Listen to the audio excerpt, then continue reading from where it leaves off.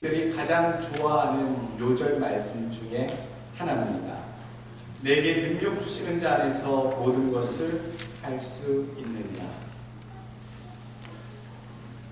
이 말씀을 기록한 바울의 이 귀한 말씀을 바울께서는 우리 믿는 자들에게 주셨는데, 이 말씀을 기록할 때에 바울의 신세와 처지는 의외의 상황에 놓여 있었다는 것을 우리는 먼저 명심해 봐야 합니다. 로마에 갇혔습니다. 감옥에 갇혔습니다. 2번 로마에 끌려가 갇히게 되는데 1차로 갇혔어요. 로마의 1차 감옥에 투옥됐을 때에 오늘 이 빌립보서를 네 번째 책, 옥중서신이라 불리우는 에베소, 빌립보, 골로새, 빌레몬서, 이 네 가지 책 중에 빌립보서를 맨 마지막에 기록하면서 오늘 옮겨놓은 말씀이 내게 능력 주시는 자 안에서 내가 모든 것을 할 수 있느니라 라고 말씀하고 있습니다. 어떻게 보면 가장 무능력해 보이는, 갇히고 얽혀매서 더 이상 사도로서의 어떤 가망성이 없어 보이는, 앞날이 약속되지 않은 참 비참하고 힘없는 상황임에도 불구하고 그런 중에 내게 능력 주시는 자 안에서 내가 모든 것을 할 수 있느니라 라고 빌립보 교회 교인들에게 이 편지 빌립보서를 쓰며 권면하는 이 말씀의 의미는 과연 어떤 의미인가? 어쩌면 우리가 이 능력 주시는 자 안에서 내가 모든 것을 할 수 있다라고 하는 의미를 떠올릴 때에 막연하게 우리는 그런 생각을 할지도 모르겠습니다. 나는 지금 못났고 비천하고 힘이 없고 아무것도 아닌 존재이나 하나님께서 내게 능력을 주시면 나는 할 수 있고, 나는 성공할 수 있고, 회복될 수 있고, 존귀한 자가 될 수 있고, 모든 것을 취하며 누리며 가질 수 있나이다, 그것을 믿습니다 라고 생각할 때에 많은 사람들이 이 말씀을 떠올린다라는 얘기죠. 사도 바울이 지금 갇혔기 때문에 하나님께서 내게 능력 주시면 내가 갇힌 것이 풀려나고, 실제로 여러분들 이 사도 바울은 옥에 여러 번 갇혔습니다. 사도행전에 나와 있는 것 같으면 빌립보 감옥에서조차 사건이 있었죠. 기도하고 찬양할 때에 바울과 실라가 그 감옥 속에서 찬양하고 기도할 때에 하나님의 놀라운 역사가 임하심으로 감옥문이 열리는 놀라운 역사를 이미 여러 번 체험했기 때문에 사도 바울은 로마 감옥에 결국 갇혔어도 저런 말씀을 할 수 있는 것이다 라고 우리는 생각할 수 있습니다. 곧 풀려날 것을 믿는 확신에 찬 문장이 내게 능력 주시는 자 안에서 내가 모든 것을 할 수 있느니라 라고 하는 저 말씀이겠구나. 그런데 오늘 이 말씀은요, 우리에게 어떤 불가능의 상황, 절망의 상황에서 희망과 어떤 소망을 주고자 하는, 주 안에 있으면 뭔가를 할 수 있고 성취할 수 있다, 회복할 수 있다 라고 하는 의미의 번면의 말씀은 아니다라는 사실입니다. 문장 전체뿐만 아니라 앞뒤의 맥락을 보할 때에 사도 바울은 결코 이 비천한 상황을 극복해서 영화롭고 온전한 상황으로 나는 극복할 수 있다, 나올 수 있다, 풀려날 수 있다라고 하는 그러한 소망을 마음에 강렬하게 표현하고 있지 않다라는 것이죠. 내게 능력 주시는 자 안에서 내가 그러면 과연 무엇을 할 수 있다라고 바울은 이 빌립보 교인들에게, 어쩌면 우리들에게 이 말씀을 다시 전하고 있는 것일까요? 부흥회 갈 때마다 참 많이 부르는 찬양입니다. 내게 능력 주시는 자 안에서 나는 모든 것을 할 수 있다. 우리가 이렇게 이 말씀을 잘못 적용하지 않았으면 좋겠습니다. 내게 능력 주시는 자 안에서 내가 이루려고 하는 욕망, 성공, 일에 잘됨, 이것이 할 수 있습니다의 어떤 긍정의 신앙을 이야기하는 것이 아니라, 오늘 본문은 주님 안에 내가 있음으로 말미암아, 주님께서 내게 능력 주심으로 말미암아 내가 어떤 형편과 환경에 처했어도 비천함과 존귀함에, 부유함과 또는 공고함에 빠져 있어도 여의치 않고 개의치 아니하고 만족할 수 있는, 행복할 수 있는 일체의 비결이 내게 있다. 주님께서 내게 그런 능력을 주셨다라고 하는 이야기입니다. 주 안에 있기 때문에 나는 주님만으로 만족하고 행복하다. 더 이상 no problem, 문제가 없다라고 이야기하는 부분이지요. 오늘 본문 가운데 이것을 이해하기 위해서 두 가지 단어, 핵심 단어를 이해해야 합니다. 첫 번째 1절에 나와 있는 주 안에 서라, 주 안에 있어야 한다라고 하는 전제, 그리고 자족해야 한다라고 하는 사실, 이 두 가지를 우리는 분명히 알고 가야 됩니다. 내가 일체의 비결, 예수 그리스도의 능력을 힘있는, 내가 부하든지 비나든지 존귀하든지 비천하든지 어떠한 상황에서도 주님이 나와 함께 하시는 놀라운 능력이 나타나는 삶은 전제가 있습니다. 내가 주 안에 거해야 한다는 사실입니다. 오늘 1절서부터 2절, 3절, 4절까지 한번 보십시오. 사도 바울이 권면하는 그 요청하는 말씀, 명령하는 말씀마다 주 안에서 기뻐하며 주 안에서 같은 마음을 품으며 동역자들을 섬겨라. 1절, 2절, 3절, 4절이 모두 in Jesus Christ, 주 안에 있을 때이어야지만 놀라운 일들, 주님이 주시는 능력을 힘입을 수 있다라는 것입니다. 사람이 곤란한 지경에 빠지게 되면 사람이 괴로워지고요, 우울해지고 비천해집니다. 비굴해지지요. 또 사람이 무언가 있고 무엇이 풍성해지면 자족할 만하면 행복해지고 풍성해지고 곳간에서 인식난다고 내 마음도 풍성해지는 것이, 그게 인지상정, 인간의 삶입니다. 그런데 오늘 그 인간의 모든 삶을 뛰어넘는 일체의 비결을 예수 그리스도 안에 있음으로 내가 배웠다라고 사도 바울은 이야기하고 있고요. 오늘 이 빌립보서 4장 1절 말씀을 통해 13절까지를 통해 우리에게 그 일체의 비결이 무엇인지를 알려주고 있다는 사실입니다. 첫 번째, 예수 그리스도 안에 있으면 해야 될 것이 무엇입니까? 예수님과 같은 마음을 품고 살아야 합니다. 내가 예수를 믿는다고 하면서 하나님의 마음, 예수님의 마음과는 전혀 딴 방향으로 걸어갈 때 주 안에 있다라고 말할 수 없습니다. 하나님의 뜻이 있는 곳에 역사가 있고요, 주님의 뜻이 동감되어지는 곳에, 일치되어지는 곳에, 하나가 되어지는 곳에 역사가 있습니다. 하나님의 뜻, 예수님이 나를 향한 뜻은 이러한데 하나님의 영광이요, 하나님 나라를 위함이요, 분명한데 내 뜻은 다른 데 있고 다른 것을 구할 때에 역사가 없지요. 하나님의 능력이 나타날 수가 없습니다. 그게 우리들의 가장 큰 문제입니다. 더 무서운 것은 내가 이미 하나님을 멀리 떠나 있고 하나님이 내 삶에 없다라고 여기고 하나님을 내 스스로 믿는다 하면서 배척해 놓은 상황에서 하나님 왜 나와 함께하지 않으십니까? 라고 불평하는 어리석은 인생들이 너무나도 많다는 것이지요. 하나님의 자녀라고 부르심 받으면서도요, 하나님의 자녀답게 살지 않으며 아버지의 은혜를 받겠다고 하는 것을 말이 되는 것이, 말이 되지 않는 상황이 않습니까? 빌립보서 2장 5절 말씀, 사도 바울이 이런 말씀을 합니다. 너희 안에 이 마음을 품으라. 곧 그리스도 예수의 마음이니.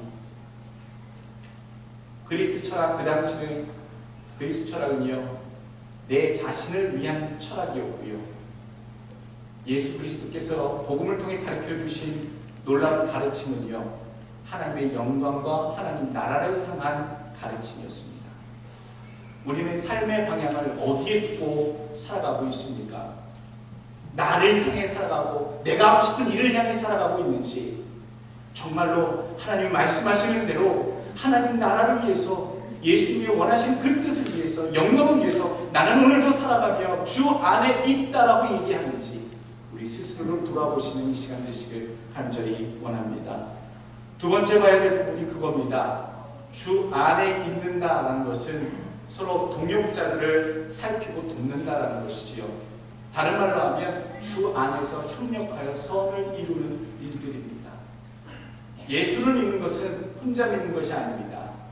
공동체 내에서 서로 부족한 것들을 온전하게 도드모지며 세워주며 서로 온전케 해주는 역할들을 주 예수 그리스도의 머리를 삼아 해가는 것이 공동체의 교회의 삶이지요. 그래서 우리가 해야 할 공부는요, 힘들어 하시는 분들 보면 격려하는 겁니다. 남이 괴로워하고 힘들면 뒤에서 흉보는 것이 아니라 남이 어렵고 힘들다라고 얘기한다면 가서 도와줘야 합니다. 마음으로 돕고 손길로 도와줘야 합니다. 격려해서 다 함께 믿음의 길, 구원의 길, 영광스러운 주님이 예비하신 그곳에 같이 끝까지 다 갈 수 있도록 손을 내밀어 같이 끌어가는 것, 그것이 주 안에 있는 사람들이 해야 하는 삶이지요. 오늘 그래서 사도 바울이 얘기합니다. 로마 감옥에 갇혀 있으면서 빌립보에 있는 교회 교인들한테 자기들의 동역자들을 내가 이렇게 갇혀 있다고, 복음을 전하는, 그리스도의 복음을 전하는 리더가 갇혀 있다고, 나와 함께 했던 그 나는 다른 제자들과 동역자들을 무시하거나 외면하지 말라. 그들을 더 관심 있게 돌보고 함께함으로 그리스도의 복음을 이어나가는데 이 일을 감당해라 라고 하는 그런 요청의 내용이 오늘 빌립보서 4장의 내용입니다. 주변에 힘들어하시는 분들 계십니까? 나도 힘든데 뭐 나는 안 힘든가? 자기만 힘들어? 그건 마귀가 심어놓은 마음이고요. 내 마음에 어려운 자 힘든 자가 있다면 말 한마디, 따끈따끈한 카톡 한 글, 전화 한 통, 편지 하나라도 우리 주변에 내 한마디로 사람을 격려하고 살릴 수 있는 경우가 많이 있다는 사실을, 우리 주변에 일하는 자들 이제 오랜 세월 동안 봉사해 보니까요, 8월달만 되면 많이 지칩니다. 1년 동안 어떻게 버텼는데, 어떻게든 봉사하며 열심히 했는데 7월, 8월만 되면 새 회기 새롭게 임명자들을 놔두고 많은 우리 일하셨던 헌신자들이 지치고 힘들어합니다. 하나님께서 은혜를 주셔서 동역자들의 또 도우심의 손길을 힘입어 더욱더 주 앞에 온전히 세워져가면 그리스도의 공동체가 되는 우리 교회 되기를 예수 그리스도의 이름으로 축원합니다. 세 번째 주시는 가르침은요, 주 안에 있는 자들이 누려야 할 자세는 기뻐함입니다. 기뻐하라는 거죠. 어떠한 상황에서도 기뻐합니다. 넘어졌어도 기뻐합니다. 아픈데요? 슬퍼할 일 아닌가요? 부러지지 않았으면 기뻐하는 거지요. 그래도 쩔뚝거려도 걸을 수 있으면 기뻐하는 거지요. 죽지 않았으니 다행인 거지요. 죽었으면요, 하나님이 불러가셨으니 기뻐하는 거지요. 우리가 어떠한 상황에 놓여 있어도 하나님 앞에 그 일로 인해 기뻐하고 감사할 수 있는 삶을 사는 것, 그것이 어떻게 가능하냐? 주 안에 있을 때 가능하다는 겁니다. 주님 안에 있을 때 세상의 눈으로 볼 땐 굳은 일이고 불행한 일이지만 그 모든 일들이 주 안에 있을 때에는 결코 불행한 일이 아니고 잘못된 일이 아니고 실패한 일이 아닌 하나님께서 다 뜻하신 과정 중에 하나였을 뿐임을 우리가 바라보게 되고요, 소망하게 되므로 우리가 울지 않습니다. 우리가 낭망하지 않습니다. 힘들어하지 않습니다. 어떻게 될 줄로 알기 때문에, 내다보기 때문에, 전화위복의 반전 드라마가 있을 줄 믿기 때문에 우리는 기뻐할 수 있다는 사실. 여러분들의 마음이 이런 기쁨으로 가득 차시길 예수 그리스도 이름으로 축원합니다. 요셉의 형통을 한번 생각해 보길 원합니다. 요셉을 생각하면 비전의 사람이지요, 또 다른 말로 형통의 사람이라 얘기도 합니다. 요셉을 보며 우리가 하나님의 특별한 사랑을 받았다라고 부러워합니다만 결코 요셉이라는 청년은요, 젊은 어렸을 때부터 그가 애굽에 들어가 총리가 될 때까지 참 비참하고 파란만장한 삶을 살았던 청년입니다. 어떻게 했습니까? 깊은 궁덩이에 형제들의 소리 위에서 떨어지기도 하고, 노예로 팔려 노예의 삶에 얽매이기도 하고, 또 잠시 올라가는 듯 했지만 결국 감옥에 떨어져 갇히는 삶을 반복하며 참 그렇게 박복한 삶을 살 수밖에 없었던 그런 젊은이였습니다. 그런데 성경은요, 그런 와중에서도 요셉의 삶이 하나님 앞에 형통하였더라라고 분명하게 얘기해 줍니다. 나중에 그 애굽의 총리가 되었을 때에 비로소 요셉이 하나님 앞에 형통하심을 입었더라가 아니라 구덩이에 떨어져 있는데도 하나님께서 형통케 하셨다라고 하고요. 또 팔려가는데도 형통케 하셨다라고 이야기하고요. 감옥에 다시 갇혔는데도 하나님께서 형통케 하셨다라고 얘기하겠다는 사실. 잘 되든 못되든 성공하든 실패하든 하나님께서 그와 함께 하시는 것 자체를 성경은 형통하다, 잘 된 것이다 라고 분명히 우리에게 일러주고 계십니다. 주와 함께하는 것, 주님 안에 있는 것. 창세기 39장 21절 여호와께서 요셉과 함께 하시고 그에게 인자를 더하사 간수장의 은혜를 받게 하시매 39장 2절 여호와께서 요셉과 함께 하심으로 그가 형통한 자가 되어 그 주인 애굽 사람의 집에 있으니 39장 23절 간수장은 그의 손에 맡긴 것을 무엇이든지 살펴보지 아니하였으니 이는 여호와께서 요셉과 함께 하시니라. 여호와께서 그를 범사에 형통하게 하셨더라. 이게 축복이라는 거지요. 돈이 많아지고 성공을 하고 우리가 많은 내가 하고 싶은 것들을 이루어서 내가 행복하고 하나님께 축복받는 삶, 그것이 아니라 내가 비천한 삶을 살고 있으니까 주의 능력으로 내가 원하는 모든 것을 이룰 수 있습니다. 그 이룬 상황이 하나님의 형통한 삶이 아니라 비천하든지 부하든지 귀하든지 풍부하든지 모자라든지 빈하든지 어떠한 상황이든지 상관없이 하나님께서 동행하시는 삶, 함께 하시는 삶 그 자체가 형통의 삶이다, 축복된 삶이다 라는 것을 우리는 분명히 오늘 성경을 통해 알아야 될 줄 믿습니다. 여러분들의 삶에 그런 그리스도의 능력이 늘 함께 계시길 축원합니다. 좋은 일이 있든지 때로는 곤란한 일이 있든지 알 수 없는 일이 우리의 삶에 날마다 우리 앞에 펼쳐진다 할지라도 하나님이 내 곁에 계시는구나 날마다 느끼는 삶. 오늘도 하나님이 내 앞에서 뭔가 하셨구나.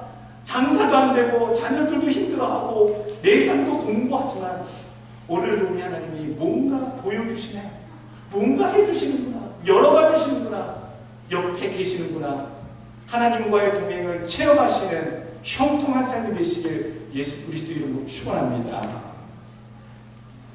자족함에 대한 두 번째 핵심 단어입니다.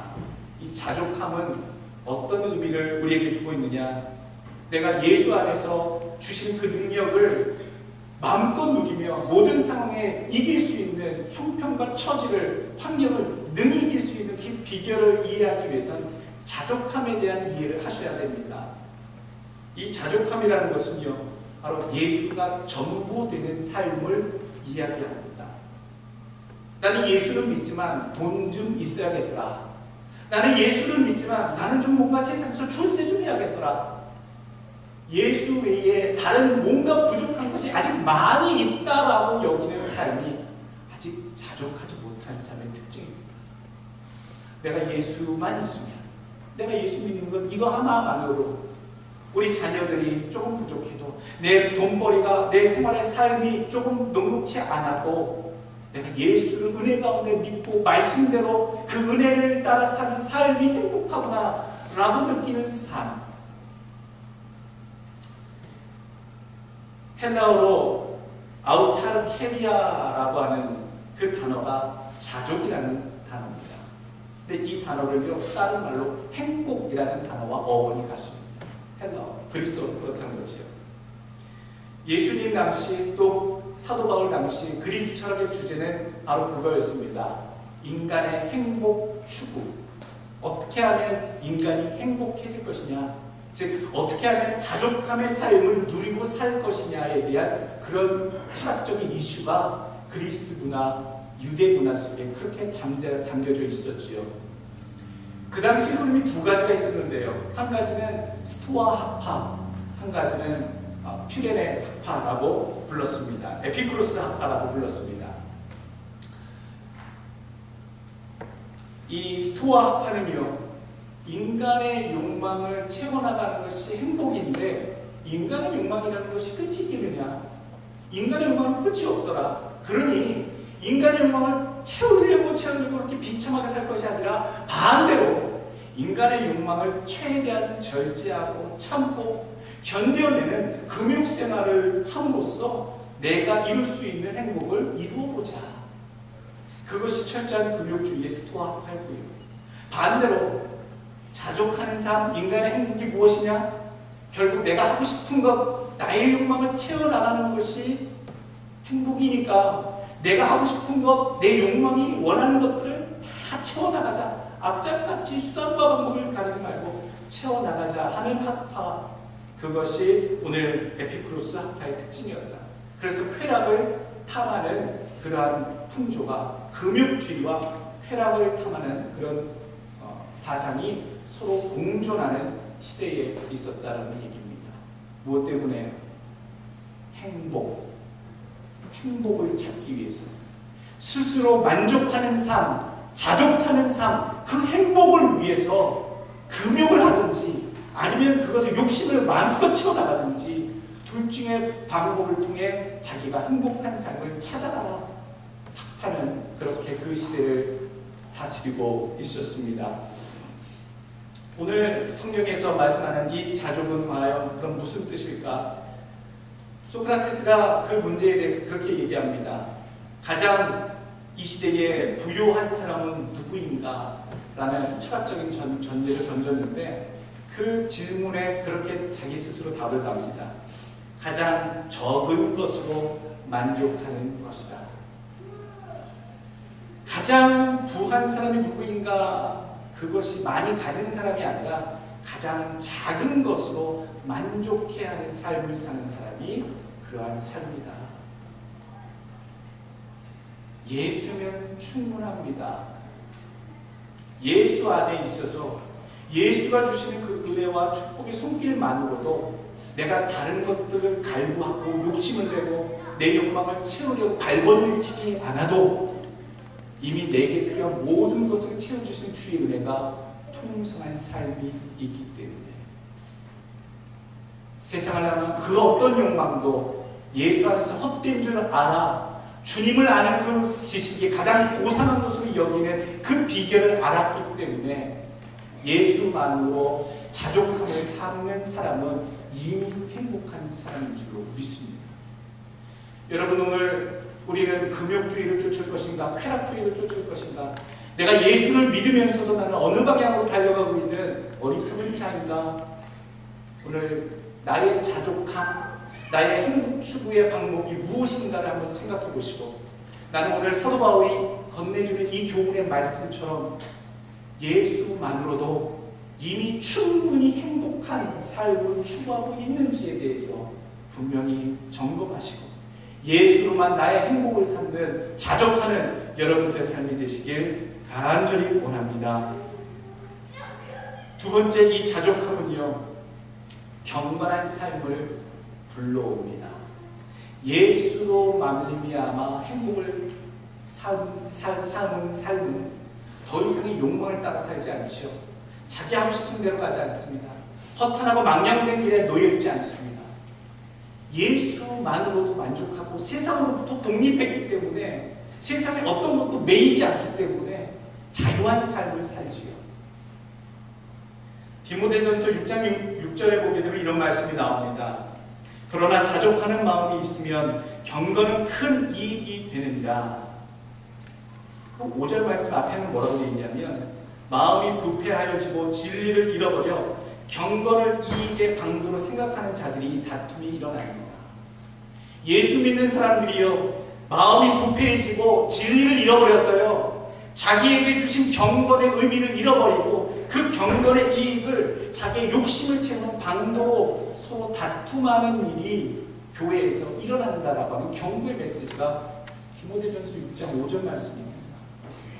예수를 믿는 그 신앙의 삶이 또 다른 자기의 욕망을 채우는 도구가 되어서 교회 안에서 자기의 욕망을 이루고자 꿈틀거리는 인생들에 대한 오늘 지적의 말씀이 디모데전서 6장 5절의 말씀입니다. 예수 외에 여러분들은 어떤 세상의 꿈을 교회에서 꿈꾸고 계십니까? 예수 그리스도를 기뻐하고 그 은혜를 누리는 것, 그 행복을 추구하는 것 외에 또 다른 어떤 그 즐거움, 세상의 즐거움을 내 안에 품으며 욕심내며 그것을 이루어달라고, 주님 할 수 있으니 나에게 방법을 달라고, 나에게 해결책을 달라고, 주님 내게 능력 주시면 내가 그걸 다 취할 수 있습니다 라는 그런 잘못된 주 안의 능력을 나는 구하고 있는지를 오늘 우리는 스스로의 믿음을 돌아봐야 할 줄 압니다. 내게 능력 주시는 자가 내게 주시는 것이 무엇인지, 그리고 주 안에 있는 삶이 무엇이며 내 안에 자족하는 그 기쁨의 삶이 무엇을 얘기하는지, 오늘 여러분들의 삶이 분명히 주 안에 주님과 같은 마음을 품고 주와 함께하는 자들을 서로 돌보며 항상 기뻐하는 마음으로 살아갈 것과, 이제 내 안에 부족함이 더욱더 예수 외에 부족함이 없습니다 고백할 수 있는, 예수로 고백하며 예수로 나의 행복을 삼으며 그 예수와 더불어 동행함으로 내 삶의 열매가 경건의 삶으로 더욱더 나아가게 되는 놀라운 변화의 삶, 놀라운 변화의 삶이 바로 예수 그리스도의 능력이 모두 되시길 예수 그리스도의 이름으로 다시 한번 축원합니다. 기도하겠습니다.